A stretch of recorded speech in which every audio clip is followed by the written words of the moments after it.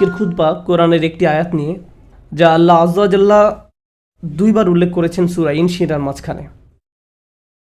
একে সূরা শারহ বলা হয়। আল্লাহ বলছেন ফা ইন্না মাআল উসরি ইউসরা, ইন্না মাআল উসরি ইউসরা। সাধারণত এর অনুবাদ করা হয় কষ্টের সাথেই স্বস্তি আছে, নিঃসন্দেহে কষ্টের সাথেই স্বস্তি আছে। এই আয়াতের গড়পড়তা এটাই অনুবাদ। তবে সবার আগে কিভাবে ছোট ছোট সূরাগুলোকে কদর করতে হয় সে ব্যাপারে আমি কিছুটা আলোকপাত করতে চাই। আপনাদের অনেকেই এই সূরাটি মুখস্থ করেছেন। এটা ইসলামের খুবই সুন্দর একটা শিক্ষা এবং আমাদের জীবনের জন্য সুন্দর একটা শিক্ষা। আল কোরআনের কিছু কিছু ছোট সূরার মাঝে গভীরতম শিক্ষা লুকিয়ে আছে।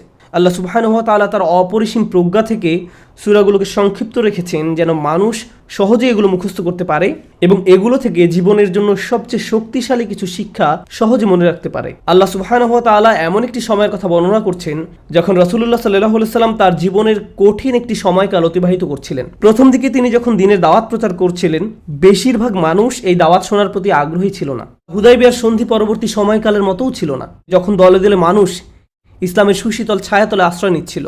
নবুয়তি মিশনের প্রথম দিকে মানুষ তার জন্য কাজটা অনেক কঠিন করে তুলেছিল। যে কেউ রাসূলুল্লাহ সাল্লাল্লাহু আলাইহি সাল্লামের দাওয়াত গ্রহণ করত, সুফাহা তথা বোকা বলা হতো, বুদ্ধিহীন বলা হতো, অথবা বলা হতো তিনি এদেরকে বোকা বানিয়েছেন। কেউ ইসলাম গ্রহণ করলেই তাকে এই সমস্ত অভিযোগে অভিযুক্ত করা হতো। ঠিক সেই সময় আল্লাহ আযজা ওয়া জাল্লা এই গভীর অর্থপূর্ণ সূরাটি নাজিল করেন এবং তাকে স্মরণ করিয়ে দেন আল্লাহ সর্বদা তার প্রতি অনুগ্রহ করে যাচ্ছেন। কোরআনের বিভিন্ন জায়গায় বিভিন্ন ধরনের অনুগ্রহের কথা উল্লেখ করা হয়েছে। যেমন অন্য একটি সূরায় আল্লাহ বলেন, আলাম ইয়াজিদিকা ইয়াতীমান ফাআওয়া, আল্লাহ কি আপনাকে ইয়াতীম হিসেবে পাননি, অতঃপর তিনি আপনাকে আশ্রয় দিয়েছেন। ওয়া ওয়াজাদাকা দাল্লান ফাহাদা ওয়া ওয়াজাদাকা আইলান ফাআগনা, আল্লাহ বলেন তিনি আপনাকে পথ খুঁজতে থাকা অবস্থায় পেয়েছেন। তিনি আরও বলেন তিনি আপনাকে নিঃস্ব পেয়েছিলেন এবং তিনি আপনাকে সম্পদশালী করে দিয়েছেন, অর্থাৎ খাদিজা রাদিয়াল্লাহু তাআলা আনহার সাথে বিয়ের মাধ্যমে। কিন্তু এই সূরায় আল্লাহ আযজা ওয়া জাল্লা ভিন্ন রকম একটি অনুগ্রহের কথা বর্ণনা করছেন, গভীর একটা অনুগ্রহ। আল্লাহ আযজা ওয়া জাল্লা বলেন, আলাম নাশরাহ লাকা সাদরাক, আমি কি আপনার জন্য আপনার বক্ষ সম্প্রসারিত করিনি। আরবি ভাষায় বক্ষ সম্প্রসারণ মানে প্রশান্তিতে থাকা, শান্ত থাকা। রাসূলুল্লাহ সাল্লাল্লাহু আলাইহি সাল্লাম সহজ কোনো পরিস্থিতিতে ছিলেন না। তার আশেপাশে সবাই তার বিরুদ্ধে সমানে অভিযোগ করে যাচ্ছিল, নয়তো তাকে শারীরিকভাবে আক্রমণ করতে চাইতো। তার নিজের গোত্রের লোকেরাও তাকে পরিত্যাগ করেছিল। কোনো কিছুই তখন সহজ ছিল না। তবু আল্লাহ বলছেন এই সব প্রতিকূল পরিস্থিতিতেও আপনার প্রতি সবচেয়ে বড় অনুগ্রহ হলো আপনার বক্ষ সম্প্রসারিত করা হয়েছে, আপনি প্রশান্তিতে আছেন। তারপর আল্লাহ আযজা ওয়া জাল্লা বর্ণনা করেন কিসের শান্তি, ওয়া ওয়াদা'না আনকা উযরাক, তিনি বোঝা দূর করে দিয়েছেন। এই আয়াতে বোঝা বলতে কি বোঝানো হয়েছে তা নিয়ে ওলামারা অনেক মন্তব্য করেছেন। তার থেকে একটি ব্যাপারে আজকের খুতবায় আলোচনা করব। রাসূলুল্লাহ সাল্লাল্লাহু আলাইহি সাল্লাম নবুয়ত লাভ করার পূর্বে মক্কা থেকে নিজেকে দূরে সরিয়ে নিতেন এবং পৃথিবীতে কেন এত দুঃখ কষ্ট তা নিয়ে চিন্তামগ্ন থাকতেন। তিনি ঘন্টার পর ঘন্টা দিনের বেলা, কখনো কখনো রাতেও চিন্তামগ্ন অবস্থায় হেরা গুহায় কাটিয়ে দিতেন। তিনি সমাজ থেকে নিজেকে এভাবে দূরে সরিয়ে নিয়ে ভাবতেন এই জীবনে কেন এত দুঃখ যাতনা। আর আল্লাহ আযজা ওয়া জাল্লা এই সমস্ত প্রশ্নের জবাব দিয়েছেন তার নিজের কথার মাধ্যমে। যখন রাসূলুল্লাহ সাল্লাল্লাহু আলাইহি সাল্লাম আল্লাহর কালামের মাধ্যমে জবাব পেলেন, আল্লাহ আযজা ওয়া জাল্লা এই ব্যাপারটাকে বর্ণনা করছেন যে তিনি আপনার বোঝা লাঘব করে দিয়েছেন। ওয়া ওয়াদা'না আনকা উযরাক, আমাদের জন্য এতে শিক্ষা হলো যে হ্যাঁ, জীবনে অনেক চাপ সইতে হয়, আর আল্লাহ বলছেন তার কালাম এই চাপ থেকে নিষ্কৃতি দান করে, ওই বোঝাগুলো দূর করে দেয়। আল্লাযী আনকাযা যাহরাক ওয়া রাফা'না লাকা যিকরাক, যা আপনার পিঠ ভেঙে দিচ্ছিল আর আমি আপনার জন্য আপনার স্মরণকে সমুন্নত করেছি। এই সূরায় যে শিক্ষাটি আল্লাহ দান করছেন তা শুধু রাসূলুল্লাহ সাল্লাল্লাহু আলাইহি সাল্লামের জন্য নয়, এটি আসলে সকল মানুষের জন্য। ফা ইন্না মাআল উসরি ইউসরা, এর সাধারণ অনুবাদ হলো নিশ্চয়ই কষ্টের সাথে স্বস্তি রয়েছে। আজকের খুতবার কিছুটা সময় আমি এই আয়াতের উপর ব্যয় করব। আমার আপনার জন্য এই আয়াতে কি শিক্ষা রয়েছে। প্রথমে এই আয়াতের আরবি ব্যাকরণগত দিক নিয়ে আলোচনা করতে চাই। আপনাদের মাঝে যারা আরবি ব্যাকরণের সাথে পরিচিত তাদের জন্য বলছি, এখানে মুবতাদা হলো ইউসর। ব্যাকরণগত দিক থেকে এই বাক্যের শুরু হলো স্বস্তি। যখন আমরা বাংলায় অনুবাদ করি তখন বলি নিশ্চয়ই সকল কষ্টের সাথে স্বস্তি রয়েছে, কিন্তু ব্যাকরণগত দিক থেকে সবচেয়ে শুদ্ধ অনুবাদ হলো স্বস্তি রয়েছে কষ্টের সাথে। এই বাক্যের ফোকাস হলো স্বস্তির উপর, কষ্টের উপর নয়। এখানে ইউসর বা স্বস্তি হলো মুবতাদা, ব্যাকরণগত দিক থেকে এটাই বাক্যের শুরু। এটা কেন গুরুত্বপূর্ণ? কারণ আল্লাহ আমাদের মনোযোগ স্বস্তির উপর রাখতে চাচ্ছেন, কষ্টের উপর নয়। সহজ সময় বা স্বস্তি হয়তো পরে এক সময় আসবে, কিন্তু আল্লাহ চান আমরা যেন আমাদের মনোযোগ সামনে যে স্বস্তিদায়ক সময় আসছে তার উপর রাখি, এখন যে কষ্টে আছি তার উপর নয়। আপনি যে ধরনের কঠিন সময়ে দিনাতিপাত করছেন না কেন, আল্লাহ এর একটা ব্যবস্থা করবেন এবং স্বস্তিদায়ক সময় সামনে অবশ্যই আসছে। দ্বিতীয় যে বিষয়টা এখানে মনোযোগের দাবি রাখে তা হলো ইউসুর হলো নাকেরা, মানে এটি আম ওয়া আম্মাল ওয়া আজম ওয়া আকাদ, অর্থাৎ কষ্ট কি এটা সবাই জানে। হয়তো এটা অর্থনৈতিক কষ্ট, স্বাস্থ্যগত কষ্ট, মানসিক কষ্ট, আবেগ সংক্রান্ত কোনো কষ্ট, বা আপনার কষ্টের জিনিস হয়তো আপনার পাশেই বসে আছে, আমি জানি না। সবার জীবনে কোনো না কোনো সমস্যা রয়েছে। এই কষ্টদায়ক বিষয়গুলো সম্পর্কে সবাই জানে, আর এগুলো খুবই সুনির্দিষ্ট। কিন্তু আল্লাহ বলছেন কষ্টের চেয়ে স্বস্তিটা অনেক বড়, অনেক বিস্তৃত। কষ্টের মতো স্বস্তির ব্যাপারটা অতটা জ্ঞাত নয়। অর্থাৎ কিছু স্বস্তি আসবে কিন্তু আপনি জানেন না কিভাবে সেটা চিনতে হয়। সবাই সমস্যা শনাক্ত করতে পারে কিন্তু সবাই সমাধান দিতে পারে না। আল্লাহ যখন আপনাকে স্বস্তি দিবেন, আপনি হয়তো এটাকে স্বস্তি মনে নাও করতে পারেন। আল্লাহ আপনার জীবনে স্বস্তি নিয়ে আসবেন, কিন্তু আপনি হয়তো বুঝতেও পারবেন না যে আল্লাহ আপনার জীবনে স্বস্তি নিয়ে আসছেন। তিনি আপনার জীবনে এমন দিক থেকে স্বস্তি নিয়ে আসবেন যা সম্পর্কে আপনি জানতেন, আবার এমন দিক থেকেও নিয়ে আসবেন যা সম্পর্কে আপনি ভাবতেও পারেননি। অপ্রকাশ্য জগতের ব্যাপার।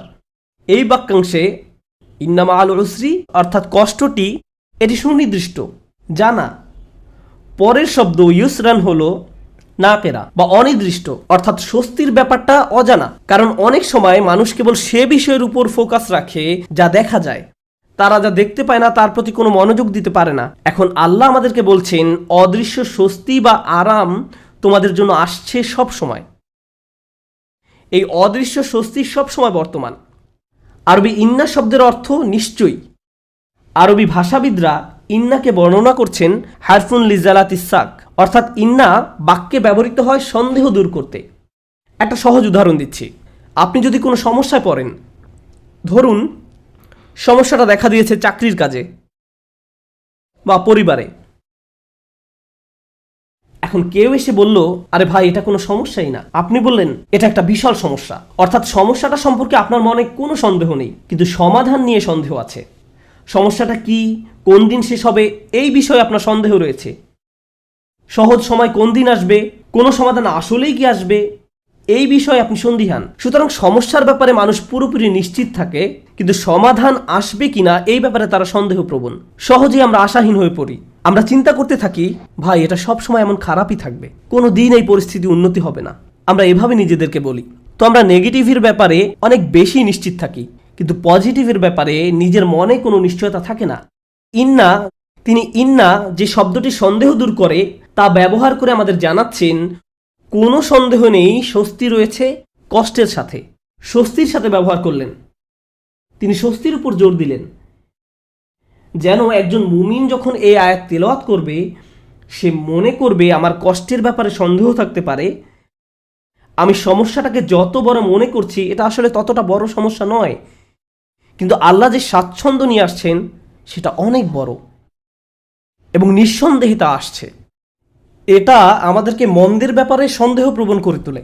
মাঝে মাঝে কোনো কিছু হয়তো অনেক খারাপ মনে হতে পারে আমাদের মাথায়, আমাদের চিন্তায়, আমাদের অনুভূতিতে, কিন্তু বাস্তবে তা এত খারাপ নয়। কিছু মানুষ কোনো একটা সমস্যাকে তার চিন্তায় বড় থেকে বড় আরও বড় করে তোলে, শেষে সেটা নিয়ন্ত্রণ হারিয়ে ফেলে। মাঝে মাঝে আশেপাশের মানুষের সাথে যদি সমস্যাটা নিয়ে কথা বলেন, তারা এটাকে ছোট করে দেখার পরিবর্তে আরও বড় করে তোলে।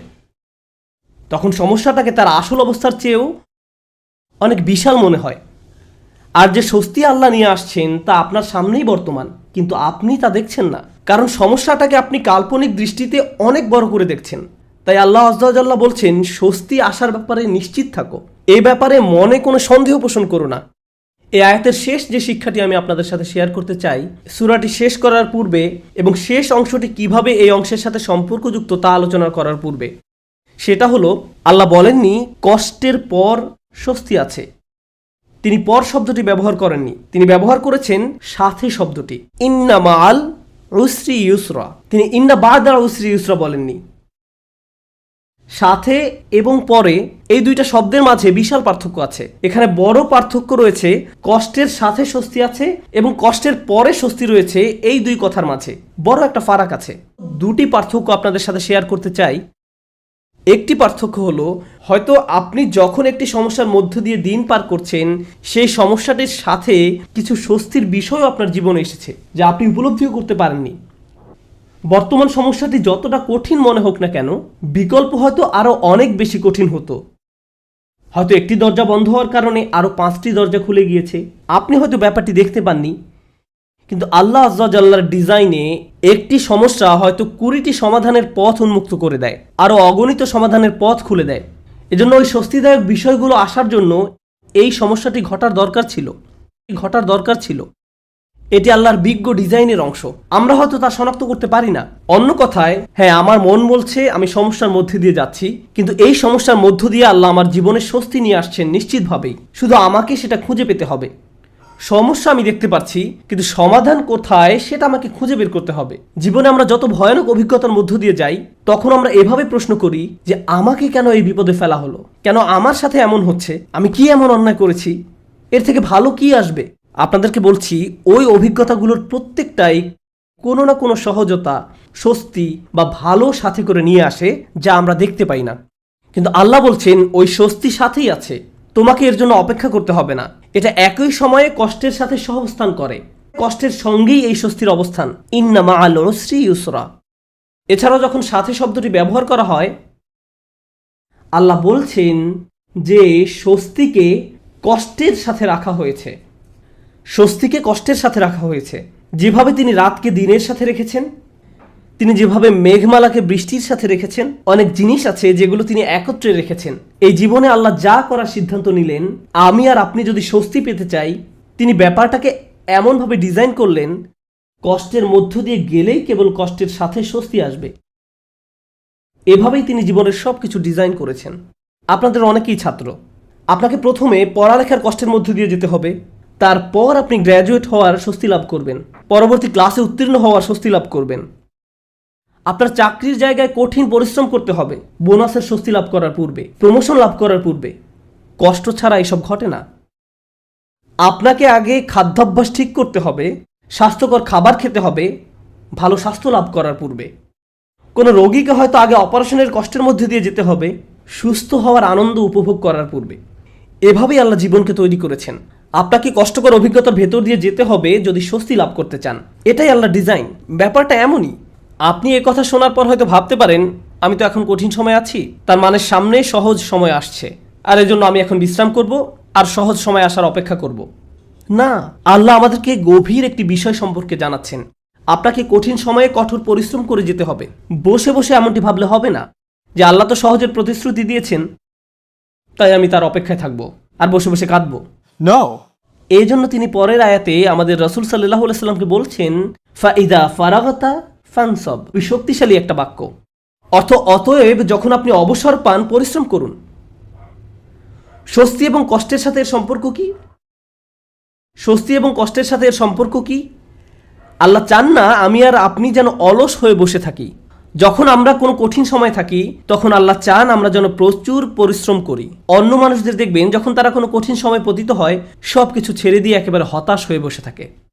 তারা নিরাশ হয়ে পড়ে, উদ্বিগ্ন হয়ে পড়ে, সবকিছু বাদ দিতে শুরু করে।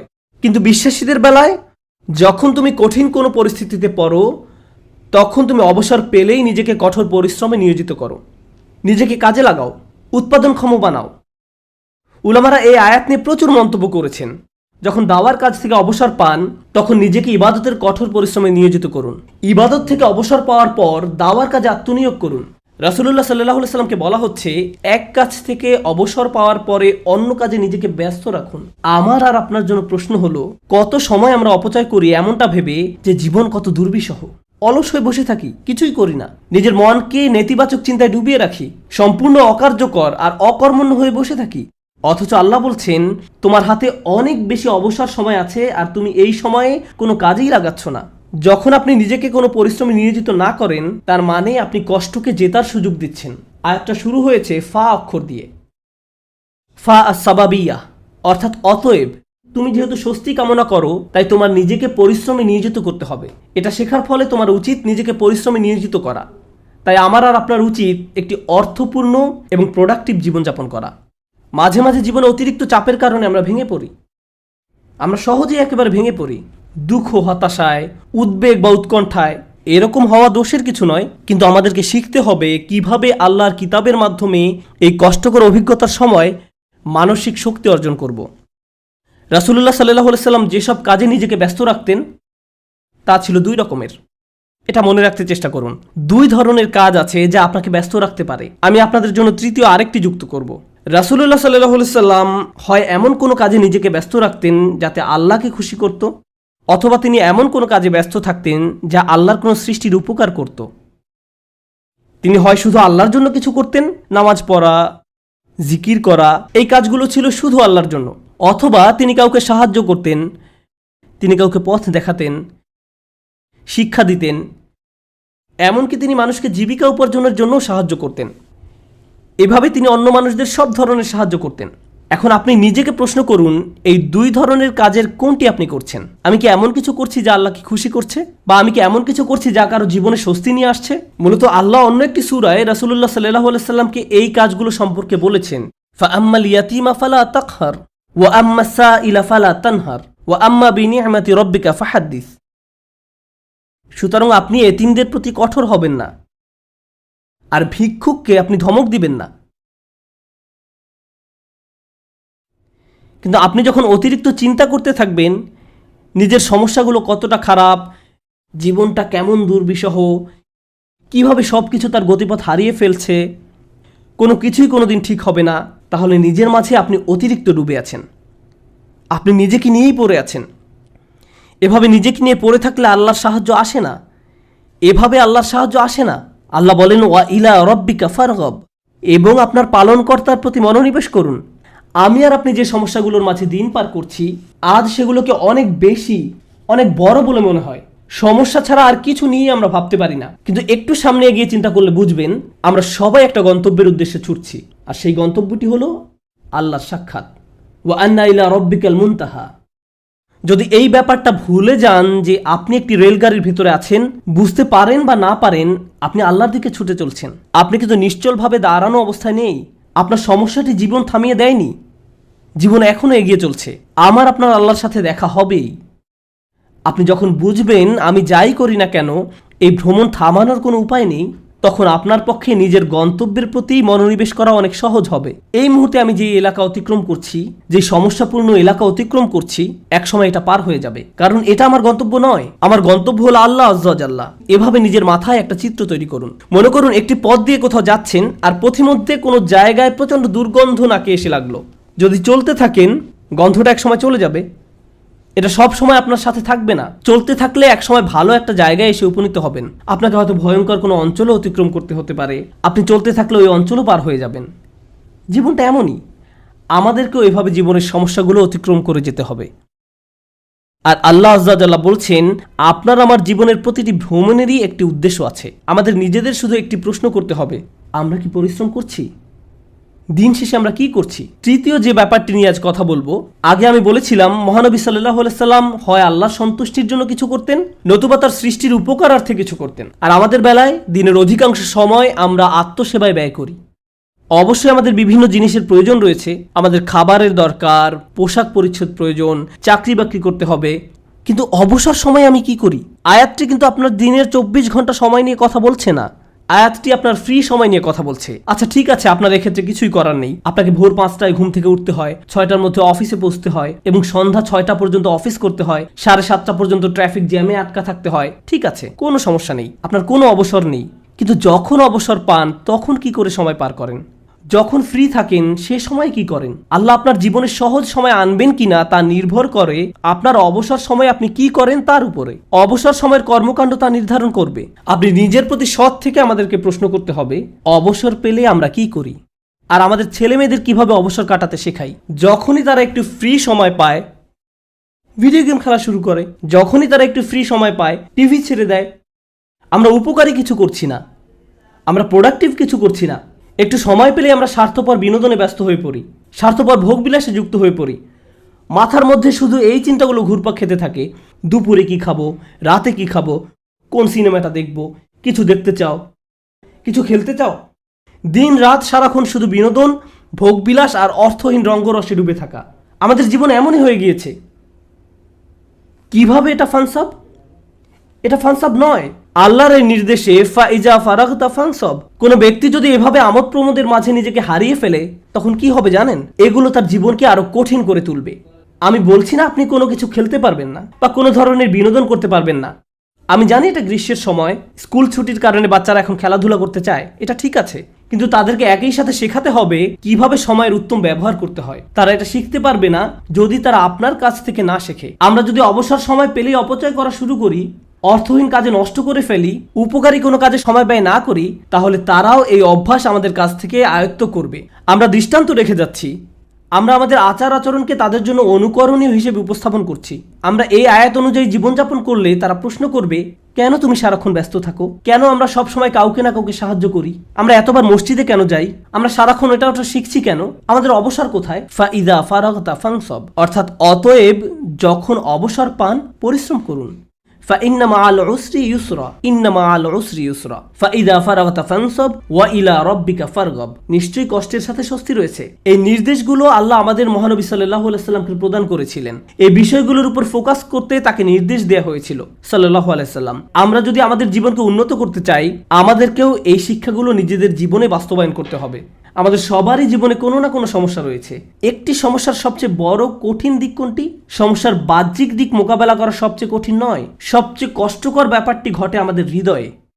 সবচেয়ে দুরূহ ব্যাপার হলো সমস্যার সময় আমার অনুভূতি নিয়ন্ত্রণ করা। এটা আমাকে পুরোপুরি অসার, নিস্তেজ বানিয়ে দেয়। এখন সূরাটির দিকে লক্ষ্য করুন। প্রথমে যে স্বস্তি আল্লাহ আমাদের রাসূল সাল্লাল্লাহু আলাইহি সাল্লামকে প্রদান করেন, আলাম নাশরাহ লাকা সাদরাক, হে নবী, আমি কি তোমার বক্ষদেশ প্রসারিত করে দেইনি?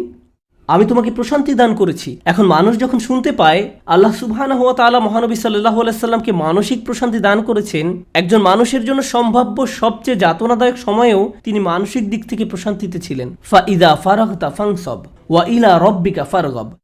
অতএব যখন অবসর পান পরিশ্রম করুন এবং আপনার পালনকর্তার প্রতি মনোনিবেশ করুন।